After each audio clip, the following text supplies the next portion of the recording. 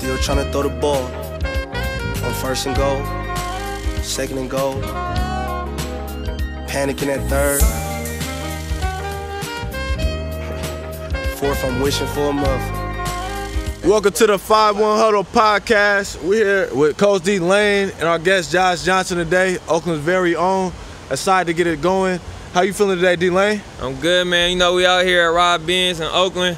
Right here with my guy, Josh Johnson. What's happening? Appreciate you coming on, family. It's good. Let's get into it. You know, former quarterback for Oakland Tech. He went on to break multiple records at the University of San Diego. He holds the records for the most touchdowns in a game, 7, all in the first half.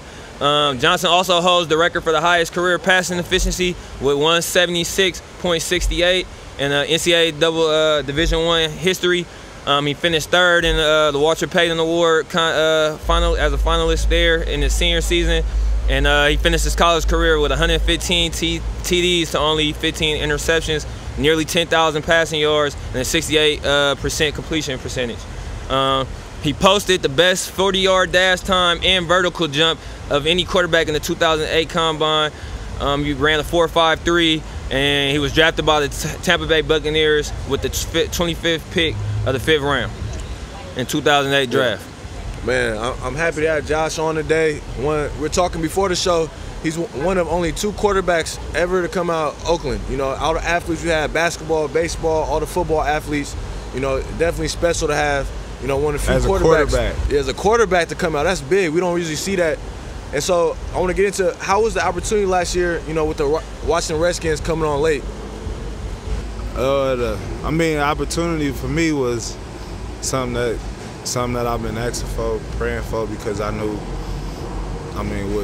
that's what I really played the game for, to get out on the field. So I was excited just to, you know, have my name. When they called me, you know, selected me to sign me, because I was back in the league, what I ultimately was working for, because I still want to play the game. And then after I got that part, it was an opportunity to go play.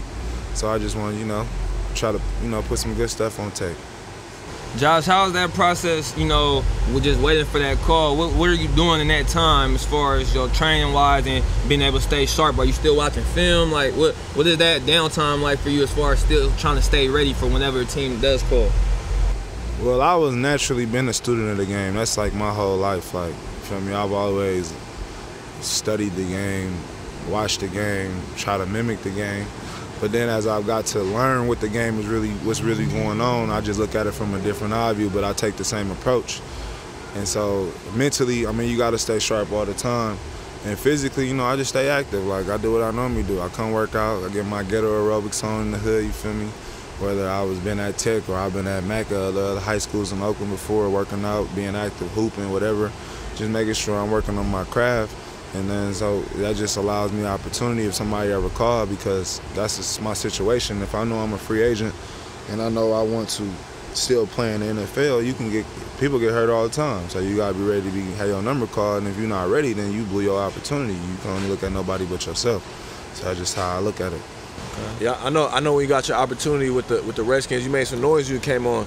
And do you think part of, you know, playing quarterback, you usually see, you know, different from other positions is, you know, usually the early 30s is when quarterbacks hit their prime. So do you feel like at this point in your career, like the game's slower for you? I can see where all my preparation has finally, you know, caught up and has helped me. You feel me? Because a lot of things when I was in my first or second year, he was running on me, trying to, you know, break it down to a science, to where now I can get in there and analyze the situation and process it, you know, fairly smoothly. And so I guess that's why they say that. But I feel good. My body feel good. I don't really got a lot of mileage on me or nothing like that. And so still go out there and move like I'm still young and still process the game like an old head. I think that's two good positives, you know? Yeah. You ain't seen it though, just about. You ain't seen a lot of, it's only so many coverages you can run. I tell my quarterback there right now, I coach offensive coordinator James Logan, I tell the quarterback now, it's only so many looks you can see. But I want to piggyback a little bit to your high school days, because last week we had John Bean, Coach John Bean on our show. Yeah, he told me his last high school game was against you and Marshawn, man. I just want to ask you how stacked was that team truly with you and Marshawn, because y'all went on to win OL that year. I wasn't, bro. Shine and Field was the boys. You feel me? And then we had everybody. AD should have went D1. Rel should have went D1.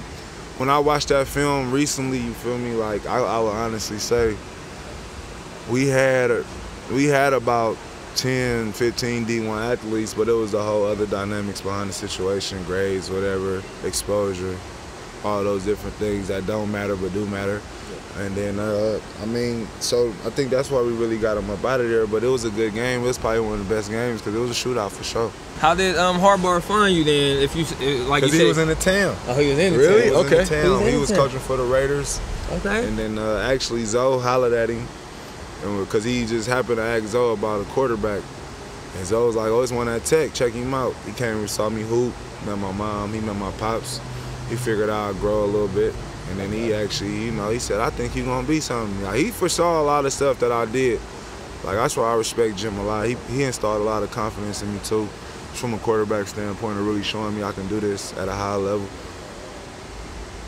Okay. That's going into Jim Harbaugh, you know, you've been around a lot of NFL. Something to sit there. Oh, yeah. You good. Yeah. Well, yeah, you've been around a lot of NFL minds. Do you think that's helped you in your game now, just learning from so many different minds? Hell yeah. I mean, when you mix somebody that wants something with somebody that know what the hell going on, and then like he just say have at it, and then on you and pushing you to your limits of what you can really be, like, and you embracing that push, hell yeah. You feel me? Like, Jim showed me like how to be a quarterback. Like he made me see the field a whole nother way. Like, and I love like what the OEL showed me growing up in Oakland, it showed me how to be a football player, which was the most important thing, because it showed me how to really just be a football player. But then when I got to Jim, it was like, oh, this is how you play quarterback, and then add your athleticism to it.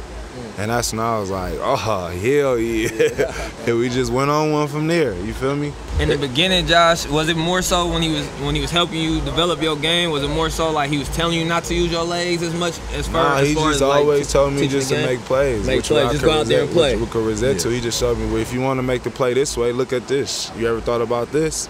Yeah. You know, just kicking game. That's how I looked at it. He's just kicking game, and I was willing to accept it. Like, I could have been on, oh, I got 4 yards on that play though, but I was like, oh, I see what you're saying. Let me try that. You feel me? It seemed like it all came together your senior year. You know, I mean, 43 touchdowns and 1 pick. That's man, that's we a didn't win no quarterback dream. chip, so it didn't come together. You feel me? That was the year we lost. So Yeah. that was probably my most heartbreaking year. Like, stats wise, I mean, it was my best season I've ever had. Nobody ever done that before. Like, I don't really gloat about it, because at the end of the day, what mattered to me for that team and everybody who played with me know that, like, was the fact that we lost to Dayton and we lost to UC Davis. So, but personal, I was foofy too. Man, That's crazy. I just feel like, I mean, but the stats wise, it was smacking. Yeah, you can't even do that video game wise. I feel like that's impressive, you know. And, you know, leading into, I feel like that's good, for, you know, for kids from Oakland to see that. Like, I can do that, you know. Yeah, it's possible. I mean, it's all there to understand that. I mean, but I let that speak for itself. I don't really treat about that. Like, all I can say is I got to where I got to from, you know, for a reason, by trying to do it, you know, a certain way, and didn't really care about how I got there, as long as I got there and I was doing my part. And that's why I went to USD, a non-scholarship school, and made it from there.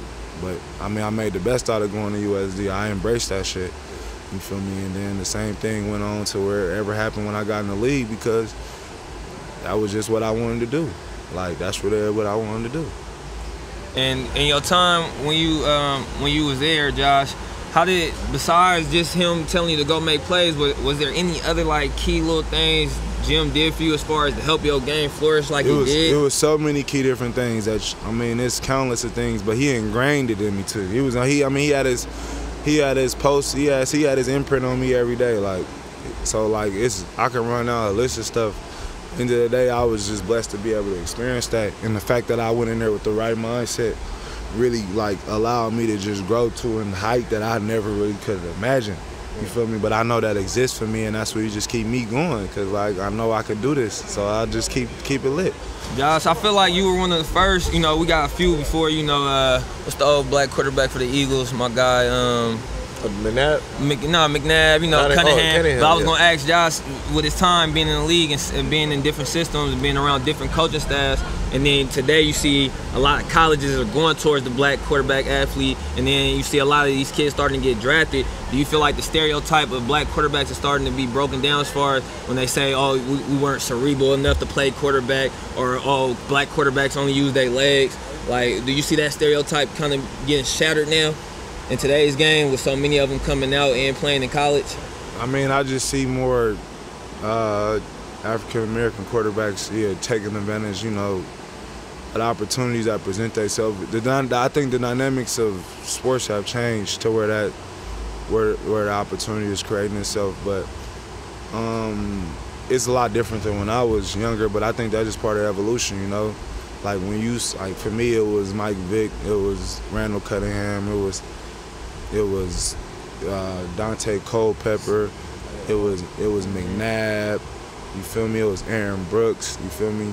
So, like, you saw that, and so you know you aspired to be it. Now, like, you see more other quarterbacks doing it, and then you want to aspire to be it. What I can say, the game has changed to the element to where it caters to that. And that's what I think the biggest thing is, because it's more coaches who are trying to be understanding to what that quarterback brings to the table instead of trying to make them one thing. And being closed-minded to it. So it's like, that's where the give or take, I think, is going. Some quarterbacks are making it good, some quarterbacks aren't. But it's like the same thing with all of them. Like, for me, I try to be a well-rounded quarterback. I think, like, I've always been to the perspective, like, if it's something that makes sense why I ain't doing it, but I should be doing it, I'm going to try to do that shit, right? Definitely. So, like, I see pocket passers winning without using their legs. So it's like, what I need to do is sit in the pocket. Like, okay, what's really going on there? Oh, I see what he doing. Like, I could be able to apply that to my game. You feel me?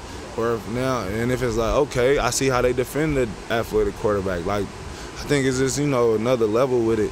And so, like, for me, it's just about adapting to what makes you successful at that position in that football, and not always coming from yourself, but it can come from others too. So that's just how I look at it. No, I appreciate that insight, definitely.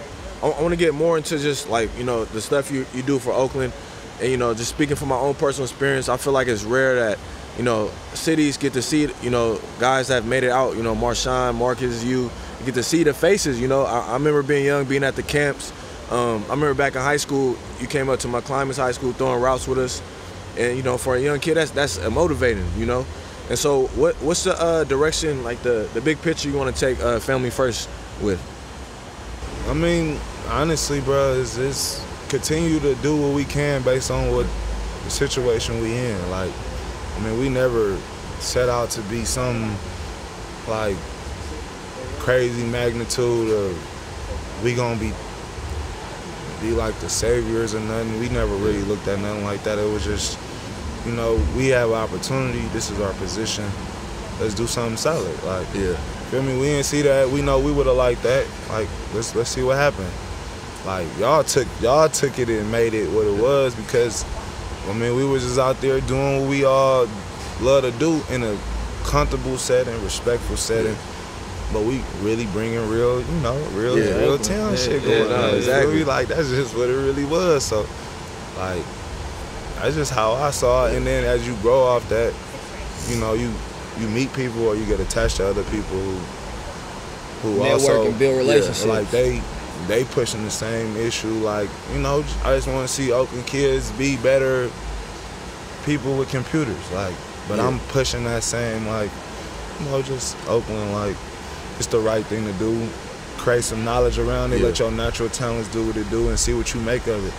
And, like, and I think that's just what it was for all of us, because that's what we experienced. So I think it's for us, it's just, if it's an opportunity and it's something that we can feel like can help somebody, we just gonna, you know, try to do that. No, go ahead. You got I was saying, definitely, like, I feel like a lot of your stuff you do is more action. I feel like action, you know, goes farther. Not necessarily, you know, all the talking, the constant, you know, speaking is more of like It's what you do. That's how I learned. You know, you see like the businesses you guys do in the community, the camps. You know, it just shows like, okay, like I know this person. I seen him on TV and I seen him in my community. You know, and I think that's big. I mean, that's real, bro, and I respect that you say that because I think that's just, I mean, for me, it's words can go so many different ways. They can be misunderstood. They can, like, I mean, I look at it like dare can be misunderstood because it's spelled 3 different ways if you really look at the way the English.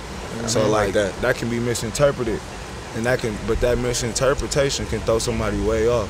So if you just see, you know, you ultimately be like, okay, I can see what's really going on, like, and then I really know who they is. Like, all right, they just, you know, they do some stuff sometimes that no different than me, but when it's time to really, you know, take care of business, and you know, that's your opportunity. Like, take care of it. Like, don't get distracted and all those different things. And I think actions always will speak louder than words. That's just what I was coming from. That's just what I knew. Like, so, like, words, I don't know, they got too much value now to me. They got way too much. No, that's real. That's real. Josh, after seeing the disbandment of the AAF, do you still wish you would have had a chance to play with the San Diego Fleet? Because you give more teams film. You was the #1 pick, right? Yeah, if I was healthy and the opportunity would have presented itself, because I mean, it would have been a chance for me to play the game that I love to play. Continue to try to convince people that I really am good at this stuff. Like, stop saying stop thinking I'm not. You feel me? But I just wasn't. That wasn't the way for me to go at that time. Like, I didn't have the opportunity. My leg wasn't in position to play. But a lot of those players got signed though, so it did its purpose. It did its purpose. It was just the economics behind it. You feel me? But a lot of those players got signed. They was doing their thing. I was watching. It was good football. Would you do the XFL? I don't know. It just depends on where I'm at when the opportunity comes. Okay. Like, No, I mean, I think personally, I think Josh will have an opportunity this season because what he showed with the 3 games last year, it's like we were talking earlier. Your games were suited for this new game, how it's developed. So I feel like, you know, the age with your mind, I think it's time to thrive. I feel like you get that shot, you know, once healthy. So that would be big to see this upcoming season. Yeah, I mean, I'll be ready for whatever. As always, I can only do what I want to do as long as I choose to do this. So, you feel me? I'll be ready for it. We know that. Josh, before we get up out of here, do you have any, I know we got in May, you guys are moving one of the Family First football camps to Hawaii this year for the first time.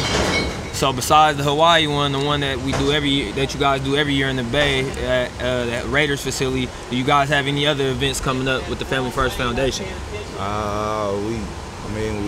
you're looking for an after-school program, you can come to the youth center.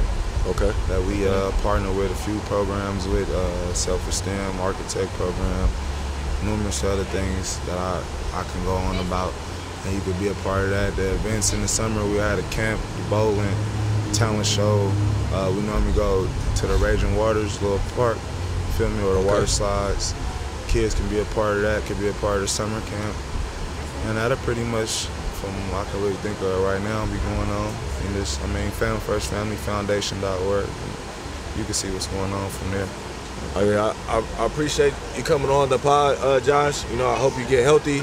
Wish you best of luck this upcoming season and keep doing all you do for Oakland, man. Really appreciate it. Yeah, we definitely appreciate you, man. Everything you do for the town, man. Just keep being that authentic cat that you is. Thank you, man. Appreciate it. I mean, that's just what it's about, bro. Y'all, ultimately, we all came from the same thing. For me, so y'all trying to create an opportunity for y'allself. So it just, I mean, that's why I felt like I had to do this. Not like I had to, but just respecting the fact that y'all paid attention, bro. Like, y'all wasn't around, like, y'all was around because y'all wanted to get better, and then y'all saw what was going on. Like, I respect that. I appreciate that a lot. Like, so y'all keep doing y'all thing. You feel me? Stay consistent. Appreciate it to work out. Thank you, fam. Appreciate that. Appreciate that. All right, thank you. Still went for it. It's time to change the club.